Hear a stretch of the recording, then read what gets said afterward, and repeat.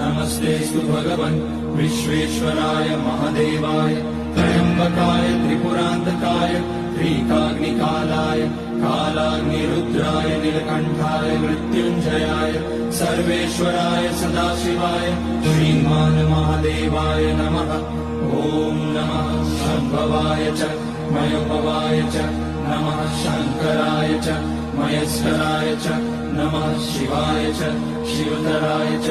ॐ त्र्यम्बकं यजामहे सुगन्धिं पुष्टिवर्धनम् उर्वारुकमिव बन्धनान् मृत्योर्मुक्ष्यमामृतात्। नागेन्द्रहाराय त्रिलोचनाय भस्माङ्गराय महेश्वराय नित्याय शुद्धाय दिगम्बराय तस्मै नकाराय नमः शिवाय। मन्दाकिनी सलिलचन्दनचर्चिताय नन्दीश्वर प्रमथनाथ महेश्वराय